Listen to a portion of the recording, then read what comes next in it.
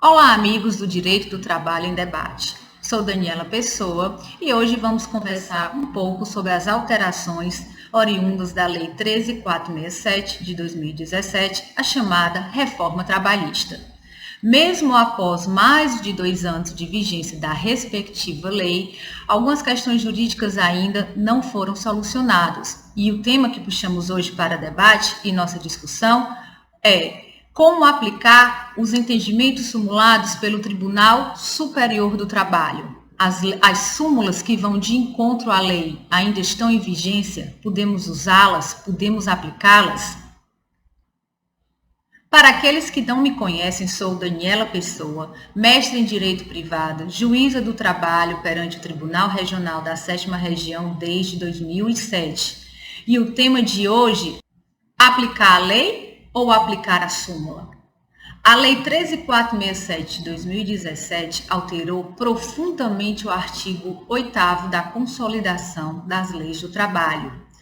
Trouxe inovações quanto à interpretação das leis, quanto ao poder de construção decisório dos tribunais superiores e à própria jurisprudência. Temos casos onde a reforma trabalhista alterou ou extinguiu o direito que antes era garantido por súmula do Tribunal Superior do Trabalho. Até a presente data, o Tribunal Superior do Trabalho ainda não promoveu a mudança, a reforma ou a revisão de sua jurisprudência. Estamos constantemente vivendo situações onde eu posso aplicar a lei e ainda existe um entendimento simulado de forma contrária. Como resolver tal questão jurídica? Como deve o operador do direito proceder com a aplicação de um ou outro dispositivo legal? O artigo 8º da CLT foi profundamente alterado. Foi acrescido de alguns parágrafos. Citamos, a título de exemplo, por ser pertinente ao nosso tema, o parágrafo 2º do artigo 8º da CLT. Dispõe o respectivo parágrafo. Súmulas e outros enunciados de jurisprudência editados pelo Tribunal Superior do Trabalho e pelos tribunais regionais do trabalho não poderão restringir direitos legalmente previstos nem criar obrigações que não estejam previstas em lei. Como fica a questão do conflito legal entre a nova disposição trazida pela reforma trabalhista e a súmula até então não revisada, que garante direito oposto ao texto da lei, direito contrário ao texto da lei?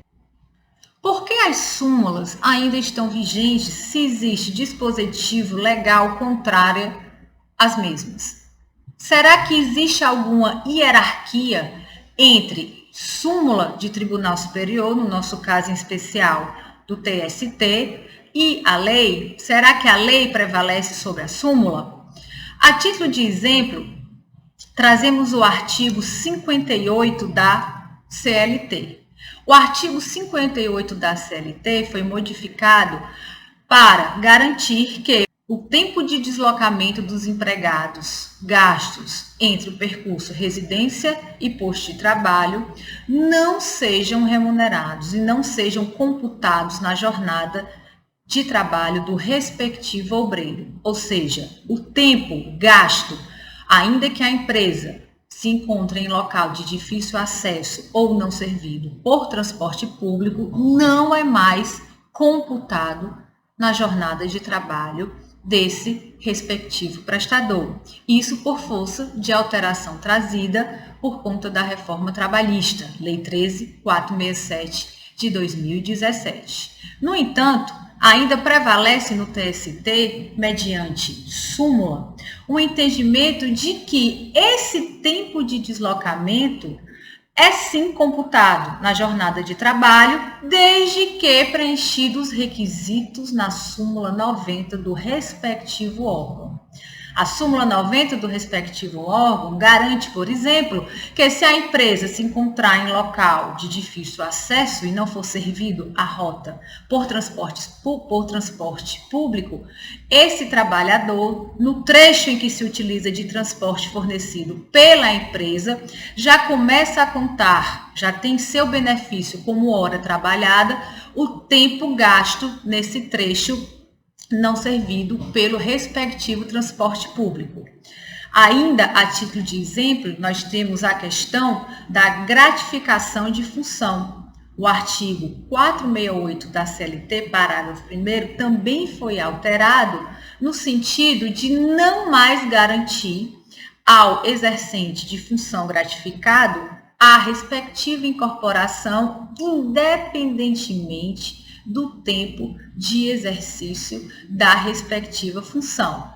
Ao contrário do dispositivo legal, nós temos a súmula 372 do TST, que disciplina a mesma matéria da seguinte forma: o empregado, caso esteja no exercício desta função ininterruptamente por mais de 10 anos, completado pelo menos os 10 anos, ele teria incorporado à sua remuneração o valor da respectiva gratificação de função, né, por força do princípio da estabilidade financeira. Ou seja, nós temos exemplos nítidos onde a súmula vai de encontro à nova legislação. O preceito da súmula, ele é incompatível com as alterações trazidas pela Lei 13.467. Como resolver o respectivo conflito? Como solucionar as incoerências trazidas pelo novo ordenamento jurídico, pela forma em que está organizada a jurisprudência e a vigência da nova lei? A problemática proposta deve ser analisada sob a ótica das fontes do direito do trabalho. O nome fontes, por si só, já diz, é de onde surge, de onde vêm as normas do direito do trabalho. Existem as fontes materiais, que são os fatos em si, os fatos sociais, que justificam, que causam aquele anseio da regulamentação, e a exteriorização desses anseios é justamente onde nascem as formas legais, as leis, que no direito do trabalho a gente pode dividir em fontes autônomas e fontes heterônomas, aquelas que provêm do Estado, principalmente a lei em sentido estrito, e as fontes autônomas, que são aquelas de criação das próprias partes envolvidas no contexto da relação de trabalho, em específico da relação empregatícia. Pois bem, sob essa ótica, temos que tanto a legislação formal, que nós chamamos advindas, oriundas do Poder Legislativo, como a jurisprudência, são fontes formais do direito do trabalho.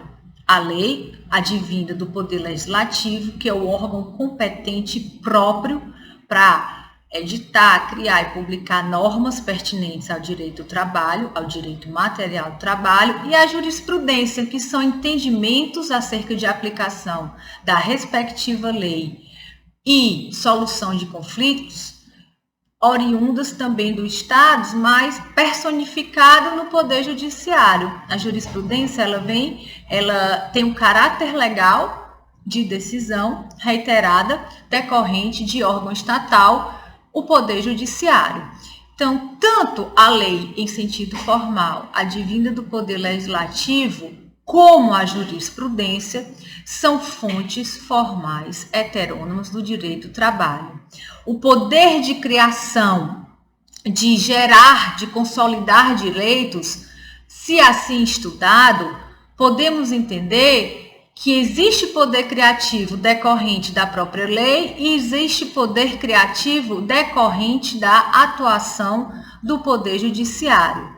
Daí fica nossa primeira crítica, salvo melhor juízo, a alteração trazida pela reforma trabalhista, uma vez que o Poder Legislativo não poderia restringir essa atuação criativa do juiz na ação interpretativa, na forma de se interpretar e aplicar a lei. Até porque nenhum conflito é idêntico ao outro. Podemos ter conflitos similares, mas o olhar do juiz, o olhar da jurisprudência para determinada situação, por consequência, dá ao julgador uma certa liberdade para poder analisar as peculiaridades de cada caso e, assim, nessa atividade interpretativa, chegar a um entendimento comum, chegar a um entendimento reiterado. Então, classificamos tanto a Lei 13.467 como fonte formal do direito, de forma heterônoma, como também a jurisprudência apresenta-se como fonte formal do direito. A priori, direito do trabalho.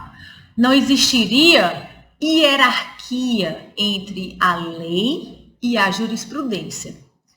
Mas não podemos admitir que um conflito entre as duas fontes formais do direito do trabalho persista na solução de um determinado caso concreto.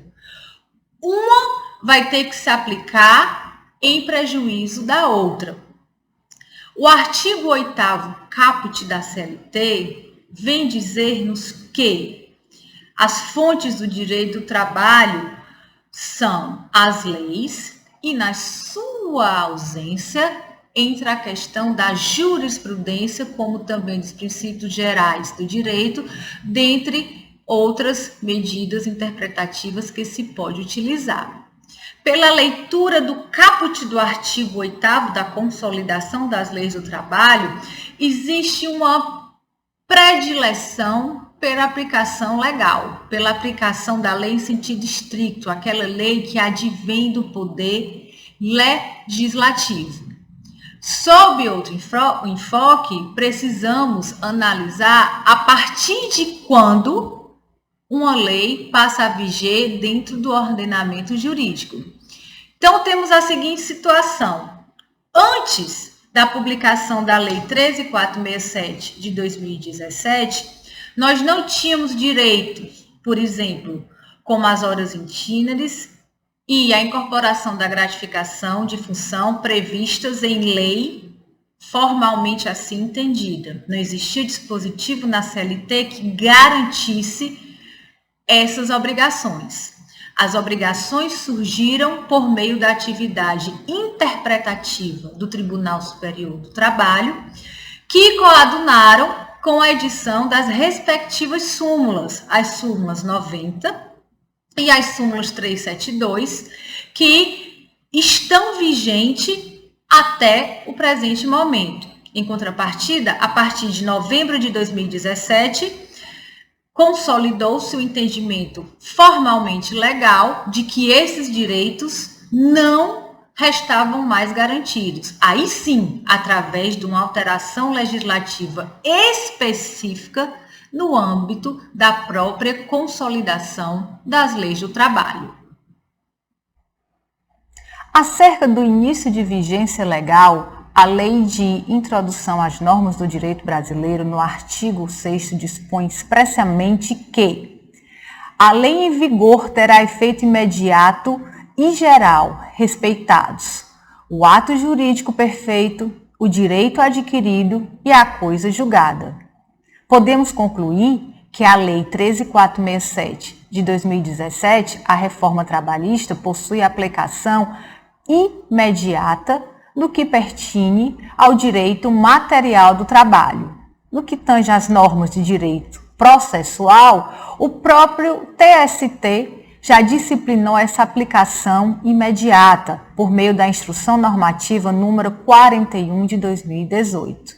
Porém, no que tange à aplicação do direito material, a controvérsia, ela continua. Por quê?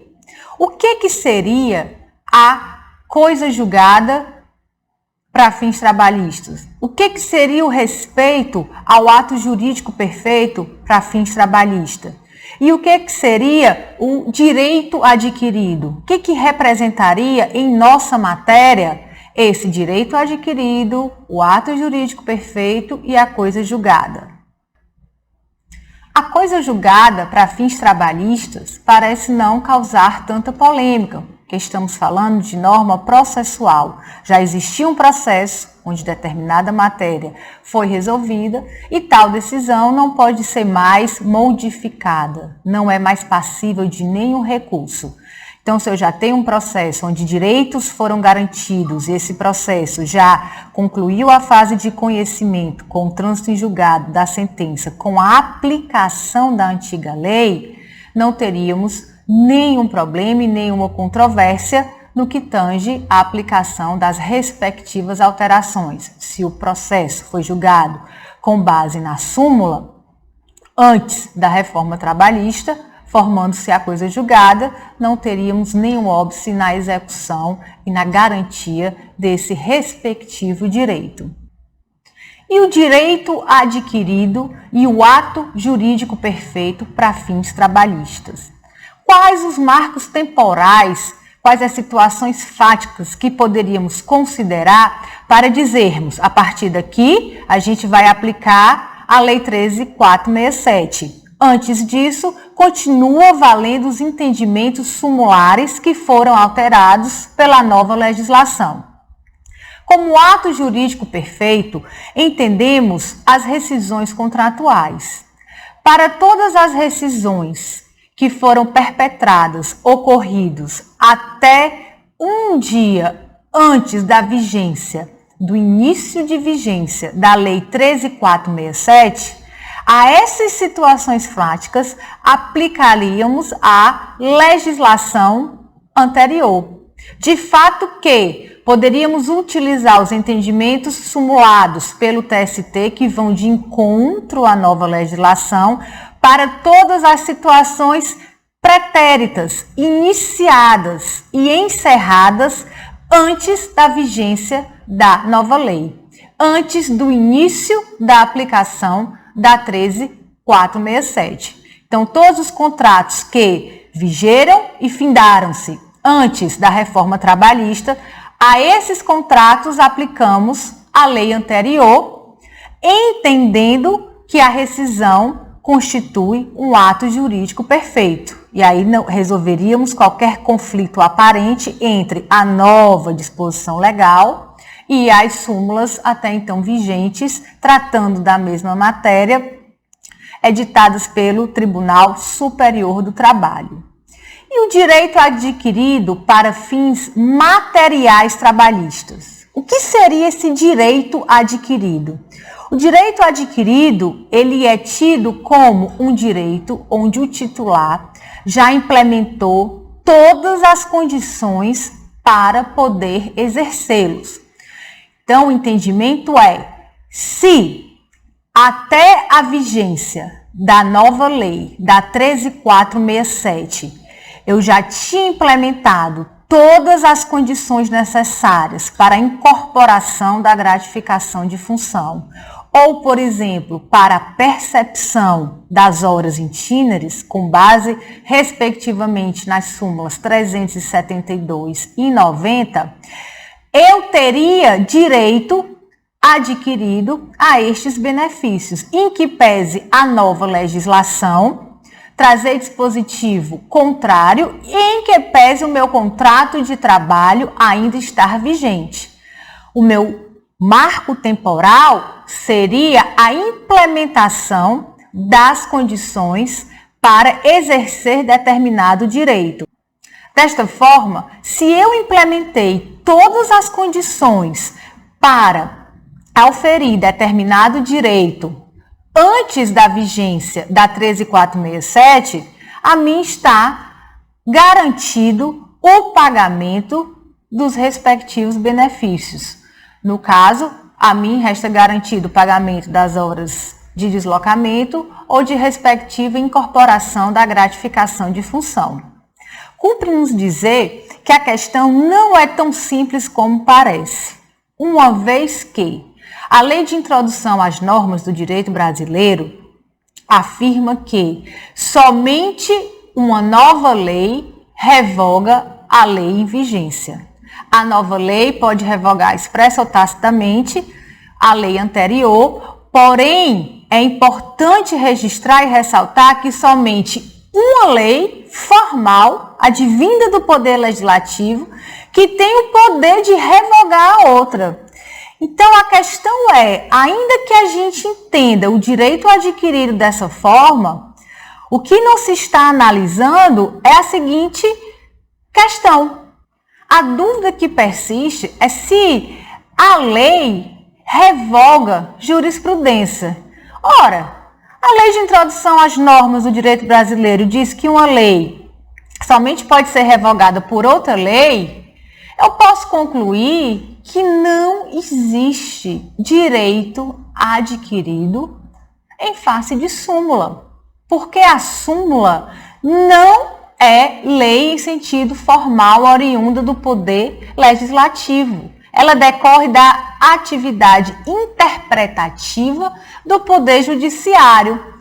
Então, a lei, o Instituto da Revogação, não vai se aplicar à jurisprudência.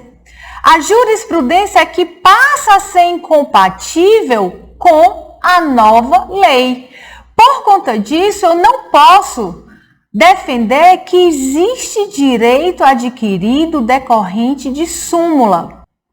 Mas, para sermos fiel ao debate, temos que informar que a jurisprudência vem entendendo que existe sim direito adquirido em face das súmulas. Muito embora a interpretação, o estudo da Lei de Introdução às Normas do Direito Brasileiro nos diga o contrário, e a nova lei deveria ser aplicada de imediato, não existindo direito adquirido face à súmula, isso por conta da Lei de Introdução, a jurisprudência, no âmbito dos regionais do trabalho, vem sim defender de que existe direito adquirido em função de súmula. Então, por que as súmulas do TST ainda estão vigentes, se incompatíveis com a reforma trabalhista? Porque ainda existem situações que devem ser disciplinadas com base no conteúdo da súmula, como os contratos extintos antes da reforma, para aqueles que não prescreveram. Hoje em dia a gente não vislumbra muito caso nesse sentido, né? Excepcionalmente em caso de suspensão ou interrupção da prescrição, ou para a jurisprudência e os doutrinadores que defendem existir direito adquirido em face de súmula. Como existe direito adquirido em face de súmula, nessa condição, estando os contratos de emprego em vigor, a gente vai aplicar a súmula para aqueles trabalhadores que implementaram tais condições para oferir determinado direito antes do início de vigência da nova lei. Daí porque o TST ainda não promoveu, talvez, o cancelamento de alguns de seus entendimentos. Finalizando esse nosso episódio, podemos concluir que, se o operador do direito acredita que há direito adquirido em face de súmula, ele vai continuar aplicando os entendimentos sumulares para todas as situações fáticas cujo direito se implementou antes da vigência da reforma trabalhista. Para aqueles que, com base na Lei de Introdução ao Direito Brasileiro, entendem que somente uma lei revoga outra, somente uma lei pode ser alterada por outra, por conta disso não há direito adquirido frente às súmulas, ele vai aplicar a reforma trabalhista de imediato para todos os contratos vigentes à época em que a nova lei foi publicada. Bom, amigos do Direito do Trabalho em Debate, encerramos aqui esse nosso primeiro conteúdo. Se você gostou, não esqueça de curtir e compartilhar, acrescentando que estamos iniciando o nosso novo projeto. Sua participação é muito importante. Estamos abertos para comentários, para tirar dúvidas. Não esqueçam também de deixar suas sugestões e já estamos ansiosos para o nosso próximo encontro. Até breve!